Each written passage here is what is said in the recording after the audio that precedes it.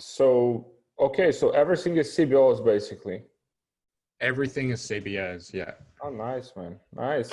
Yeah, I mean, it's not bad. So like in total, it's over like 400, like almost $400,000, right?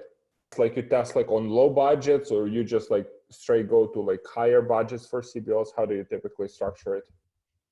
When I was starting out, like I was saying, I didn't have much money. So I started Mhm. out really cheap. It was 10 ad sets, cold interest in a CBO. Mhm. I think it was 10 $10 an ad set, Mhm. and a minimum spend of $5. Mhm. And I found like a minimum spend works really well because that way it kind of forces your Mhm. ads to spend a little bit of money. As things started progressing, then I wasn't Mhm. afraid to, go straight into spending, $500 straight off the bat on a CBO. They all just worked Mhm. really well for me.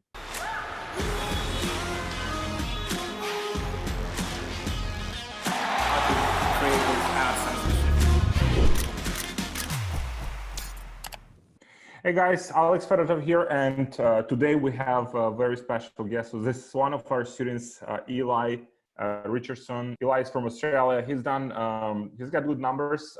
He's done like $300,000 with his last product, and today he'll share some of the main insights and strategies that allow him to do these numbers, and pretty much things that he learned throughout this process. So very excited to have you here, man. Thank you, Alex. Yeah, excited to be here. Yeah, sure. So I started about maybe 2.5 years ago. I got into marketing. I fell into Sam Ovens' consulting accelerator course. I quickly realized that wasn't for me after like trying to get working with chiropractors, which was like the go-to, and trying to do like digital marketing for them Yeah, and rocking everyone, up it. everyone Oh like my tries God. either dentist or a chiropractor. Everyone. Like I rocked up in a suit. I went to the shopping center, bought a blue suit, looked like Sam Ovens, and went into an interview. I've never run Facebook ads in my life, and I managed to land 2 clients, That's good, man. That's and good. then had no idea how to fulfill because I'd never run Facebook ads before, and I did okay. So that was kind of where I first started. Was a little bit shady. I felt really shady trying to do that. Oh man, I mean it's good you had the you've been like brave enough to do those Yeah, things. exactly. It all added up. It's just been a compound effect over time. So even with 2 clients, I felt like all of my time was being taken up. And I could not see it going any further than 2 clients. Say you had 5 or 10 clients, wasn't going to work for me. So I was like, no, I can't do it. I can't see this going anywhere. And then I fell into Peter Prue online with he really focused on sales funnels starting off. So I started off with ClickFunnels, running free plus shipping offers. And then I felt really, like I had a little bit of success with that. That's kind of where I made my first money, was with just running sales funnels. But then I felt like it didn't have a back end, and I'd never used Shopify. And I always was under the impression it was you use ClickFunnels or you use Shopify, and they were like competitors. And it took me a while to realize that they actually, work well together. It's not one or the other. So yeah, started off with ClickFunnels, running free plus shipping. I think I did, I don't know, a couple of $1,000 selling like dog leashes, and then upselling harnesses and like in-car seat covers. Did a little bit with that. Kind of got to about November last year. So about 4 months ago, went through a pretty bit of a tough time. So just finished university as a primary teacher. And as I finished university, I actually ended up breaking up with my long-term girlfriend. And because I'd only just finished university, didn't have a job at that time. So I like had to move back in with my parents almost overnight. And that was like, To garage or no? Like Sam Ovens? what's that, sir? To In the garage? garage. No. Well, not that bad, thankfully. So yeah, like, being 30 and having to move back in with your parents because you have nowhere to live and no source of income was incredibly difficult. And then I spoke to someone and they're like, you know what to do. It's just a matter of doing it. Stop spending all your time Mm-hmm. learning and actually do the thing. And then, I took all that negative energy and just really focused it into my business. And then since kind of November, things really took off. And so you've been selling the same product since November? Yeah. So it's a niche store, but really mainly focused on one product. So it's only got 3 products in my store, and really just focused on the one. And do you have like any upsells, or do you have like one-click upsell? How do you structure that? So I tried using OCU, like one-click upsell on the back. It wouldn't integrate well with quantity breaks on the front end. So I moved away from one-click upsell using suite upsell, which isn't the best because they get offered it on the thank you page, but then they have to go back through the checkout process again. And it comes through as a different order. So it's not the best. But I just couldn't get OCU to like link up. It wouldn't play nice with my front end apps. In terms of like payment processors, like what do you use? I use just PayPal and Shopify payments. In terms of like payouts, like how is it like in Australia? Like you have like 7 days, or is that faster? It's faster. Yeah, it's like two days, I think. Yeah, that's pretty quick. Cool. How did you find the product? Yeah, so I pretty much just found someone else that was selling it, and they were doing quite well, like very well numbers. And I was just like, well, it's proven. And, I've always just been like, sell what's working. And yeah, just took it, changed it around a little bit. And so, I mean, like when people say like the product is saturated or the product like doesn't sell, those kind of things. Yeah, I don't think it matters. I think it's a big pie. You know what I mean? It's a big pie. And, if you can sell it the best, then it doesn't matter. So I found like people who were selling it well, and my goal was just to sell it better than them. And I think at the moment, there's a couple of people selling it well. Like I'd definitely be one of like the top people selling that product, I would imagine. Yeah. Cool. Awesome. So is this product like compliant? Yeah, it's in like the health and wellness space. So yeah, it helps people, kind of relieve pain. It toes quite a fine line. You have to be careful, especially in your ads, and like on your landing page with what you say and the claims that you make. So I haven't had any issues with Facebook. I think just because I've been really careful with what I've actually put in my ads. So yeah. Cool. And like this month, I remember a few days ago, you shared the screenshot. You've done like $100,000+ in sales just this month, March, right? Yeah, it's about 190 at the moment. Almost 200. Yeah, almost 200.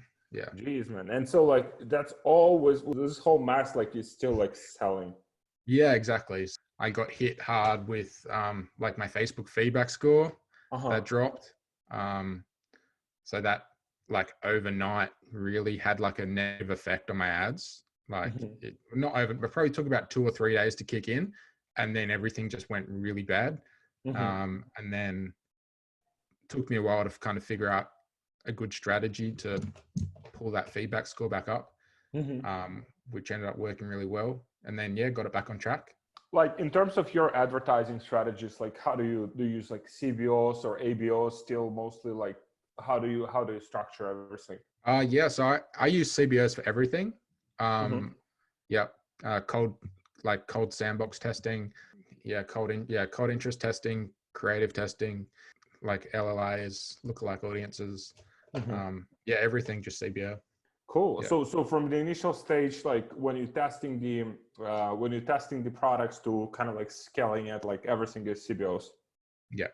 Cool. Yeah. You have your dashboard in front of you? I do, yeah. So everything is CBOs basically. Everything is CBOs, yeah. Oh, nice, man. Nice. Yeah, I mean, it's not bad. So like in total, it's over like 400, like almost $400,000, right?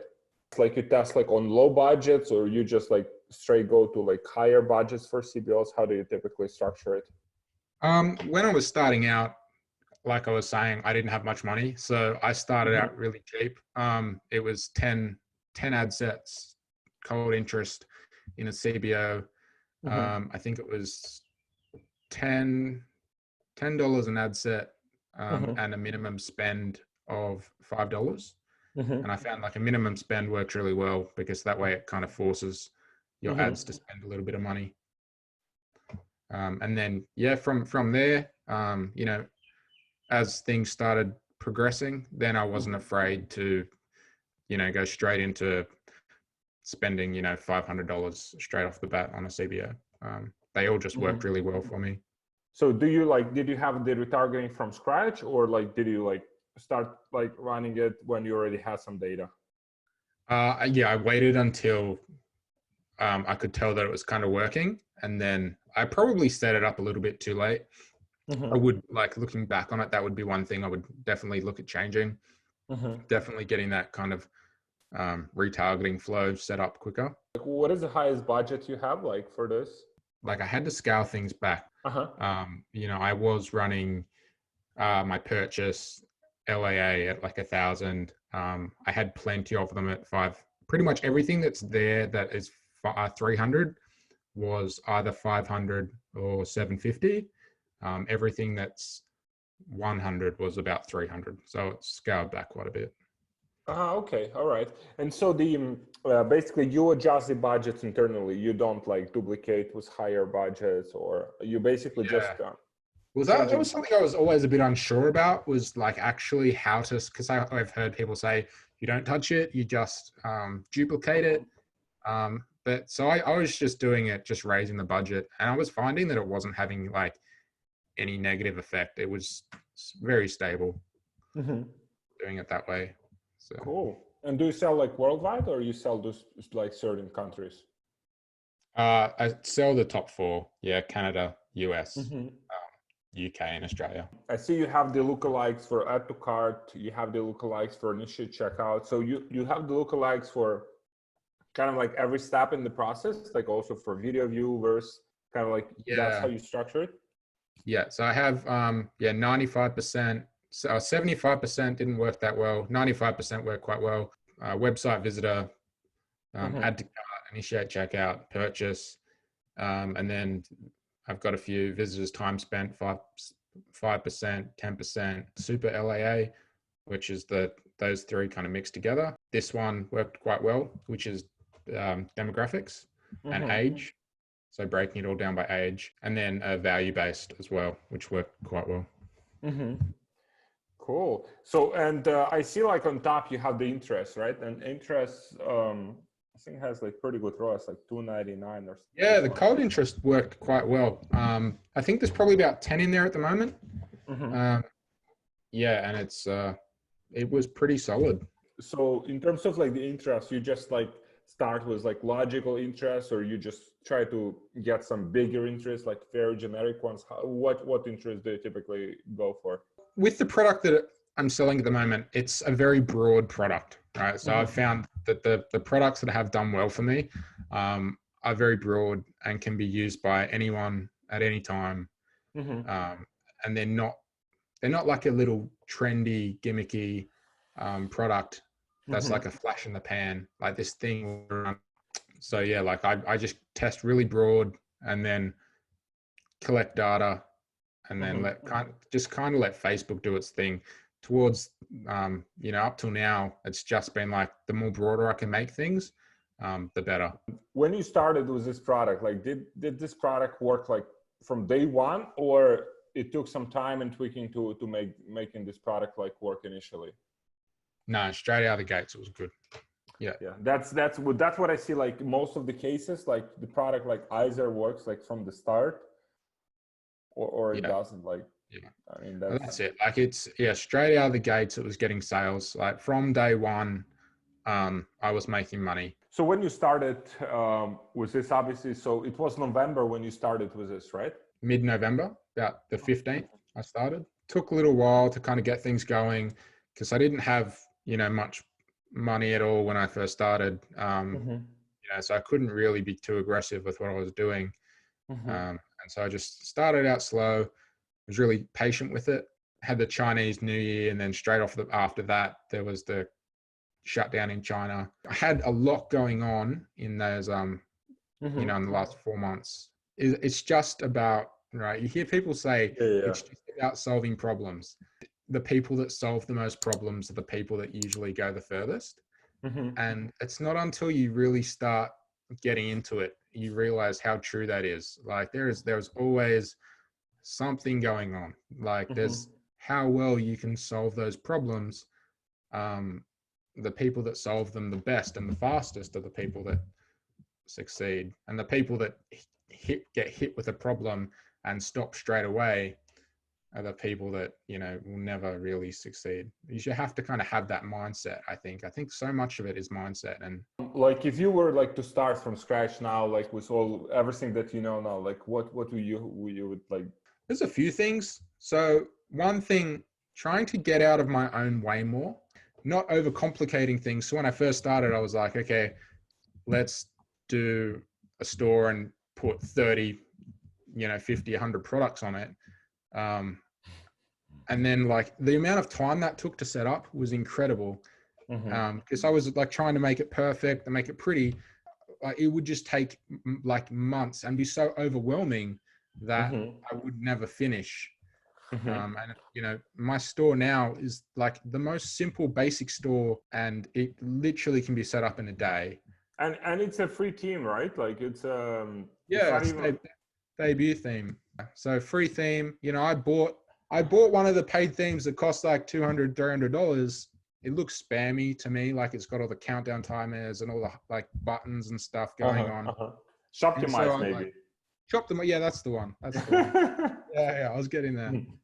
But so I bought that, and then I've never used it because I looked at it and I'm like, nah, it doesn't look that good. And debut, like it just looks clean. It doesn't get in the way. I feel like a lot of just get in the way and kind of stop people from buying. Where if you have a product that you've shown people in your ad and pre-frame them to why they should use it, and then you have a good product description and some real reviews of people using your product, then that's enough to get a sale. And then not putting anything on I use a little bit of an upsell on my cart, but it's nothing that will like get in the way, or just really keeping it simple is like, that's something I'll definitely tell myself. And to finish what you start. That's like they're two big things. What kind of like motivated you? So you mentioned you like many times you started something, but you didn't like pull the trigger. So much stuff before like I started with e-commerce, and it was the same pattern, doing a thing, and you just don't launch it. So like, how are you ever gonna be able to get feedback on your offer? And then because you're probably not going to succeed like straight out of the gates, but it's the reiteration and the feedback that allows you to succeed, and if you don't ever pull that trigger, like you're never going to know. Then what made me pull the trigger, had to move back into my parents' place. And then I was like, oh my God, like my world has just crumbled. You can take that same energy and do something that you've been really wanting to do for a long time. People are very smart, like overall, like people get some feedback, they quickly, learn as long as you do something, right? Like if you don't do like, you don't get that feedback. That's exactly right. Like it's all from feedback. You don't know until you know. You don't know it's until you run traffic.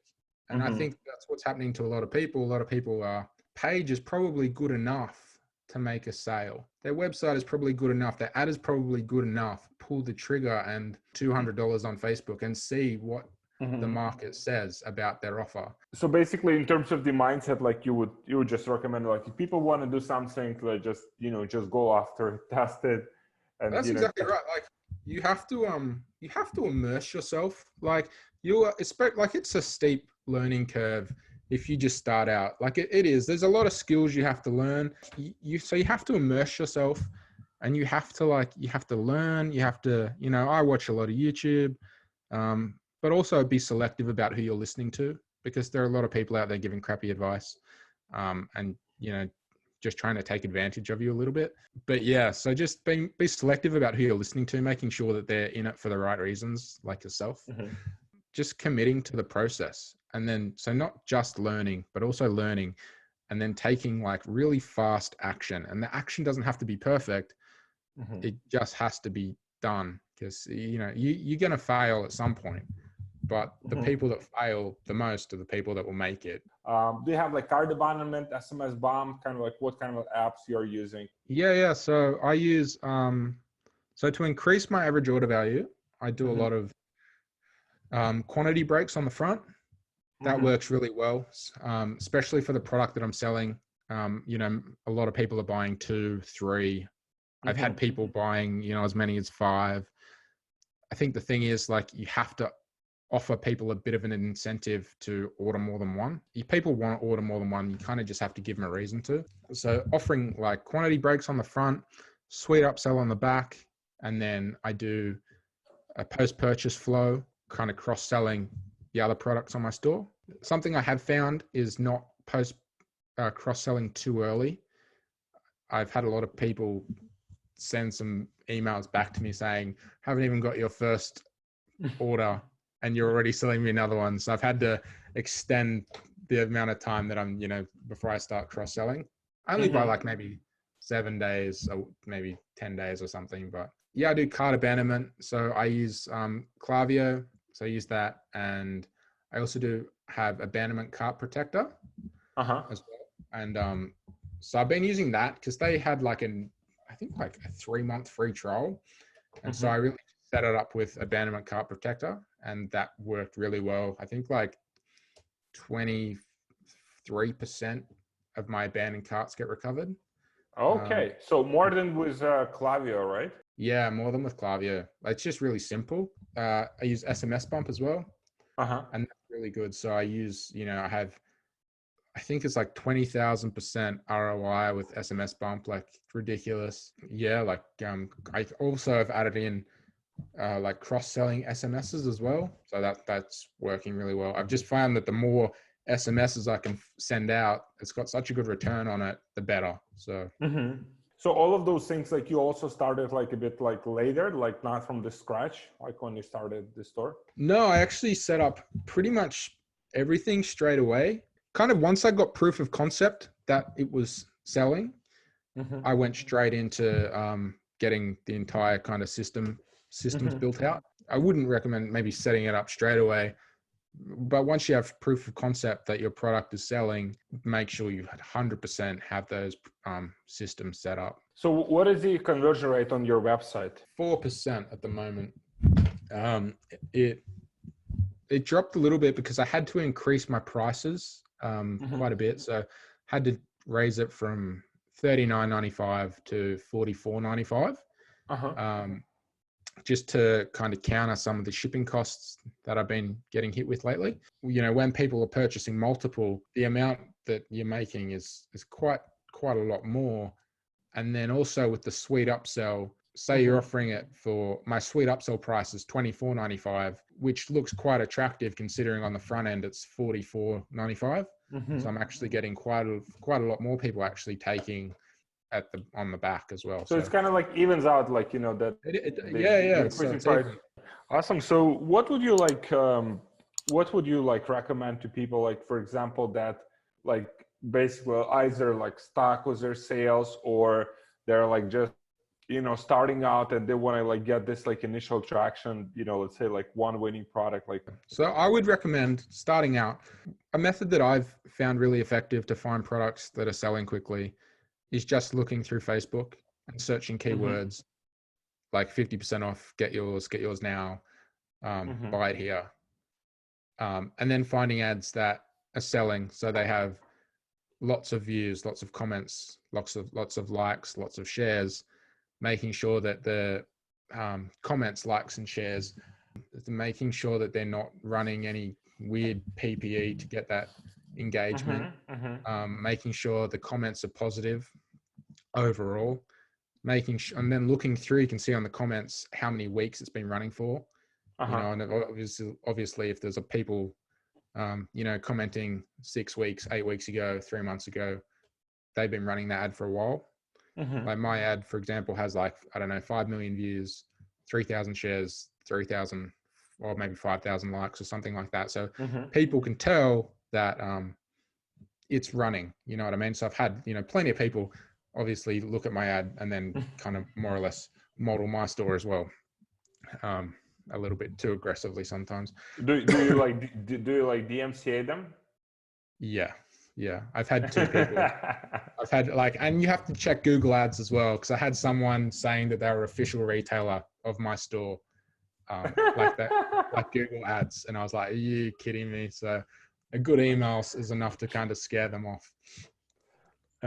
Yeah. So I've had someone completely rip my store 100, like word for word, like even like my slogan, everything. So, yeah.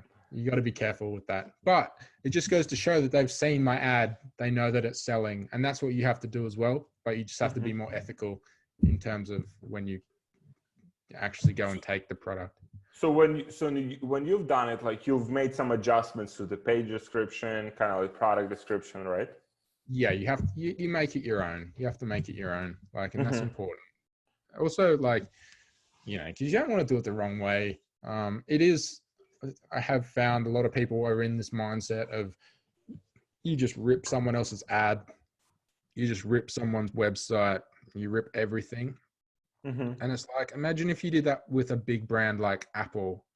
Like, it's not okay. You know what I mean? Like, it's just because it's drop shipping doesn't mean like it should be accepted. So like I'm big on, you know, not ripping ads, doing it the right way, because if you don't treat it like a business, your customers aren't going to treat you like you treat other people. Like, so you have to treat it like a business, especially if you're going to be in it for the long term. You know, you want to do things the right way. So. Cool. So in terms of like creative, like how do you approach this? How do you do your creative? Yeah. So with with the cold interests, I run just video ads. I found that the video ad works really well. Something with my product at the moment being in the health and wellness space, I have to be careful with what I say, but I found a video ad. So I can't really touch too much on the pain points exactly, because that will get flagged. And the product is simple enough that people kind of know what the problem is. But really, so I really increase the benefits of the problem. So I really focus more on the benefit side of it, not the problem, because the problem will get me flagged and in trouble on Facebook. So focusing on the benefits that the product provides. And then on my web page, I focus a little bit more on the problem. And then with the ad, so video ad, I found works really well in the description, is a testimonial, works really well. Keeping it simple and keeping it kind of short as well. So my ads are about. Did you get the content like from YouTube, or like where do you get the content, or you've made your own content? When I first started, I found a few different pieces online, and made sure not to mesh it. You know, not to take too much of anything that I found, and not to use anyone's faces, obviously. And then that was only just to get proof of concept. And then as soon as I got proof of concept, ordered one off Amazon. So it got really quick delivery, and then made my own. Oh, you made your own like content? Yeah. Is that like you on videos or like? Yeah. Me and people I know. So yeah. That's good, man. That's good. How much time, like, so, you know, I'm always like amazed, like why people don't do this like more often, like, you know, creating their own content. Yeah, exactly. How much time it took you like, to make the content? Well, I really just modeled what I had done. So I knew that my ad, as it was framed, was working. So that how I done my ad, just using the YouTube clips, was working well. So I really just copied and made it myself, my own content. So making it myself, it probably took me 2 hours to do it, and then an hour to cut it. So like 3 hours. Did that perform? Is that like the main ad that you're still using? One of the main ones, yeah. And then with retargeting and stuff, I've found that slideshows work really well. Mm-hmm. Slideshows, even some just plain image ads have worked quite well as well. So yeah, just testing. Do you do like a video like testimonials or something, right? Yeah, testimonials in the copy. Uh-huh. Yeah, and just the one testimonial in the copy I found works really well. And then just like get yours here, a link, and that's it. Because like I said, the product is pretty self-explanatory. You don't need to go into depth, especially if they watch your ad. They know what it is and what it does. So So at what point, like for example, someone tests the product, let's say from like using like YouTube content, at what point like would you recommend for people to like basically order the product? At what point, like after what amount in sales would you recommend to do that?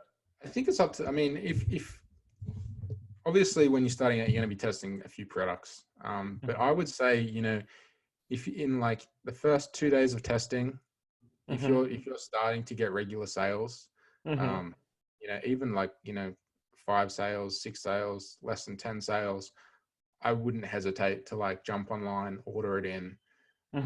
Going off using Amazon, it works well. It's a little bit more expensive, obviously, than like AliExpress, but you get it fast, and it allows you just to avoid any of those problems like you mentioned, because the last thing you want to do is have someone sending you a message saying, that's my ad, or that's me in the ad. Like that's even worse. Yeah, I had, like, when I was first starting, I learned that the hard way. I had someone message me and say, hey, actually a friend tagged them and they went, is that you? And I had a heart attack. And then very, very shortly after that, I got a message saying, that's me. You're using my face. So yeah, I learned the hard way. Did they wanted something like in compensation, or you just like they just said take it down. So yeah. Oh, okay. You guys like I got it.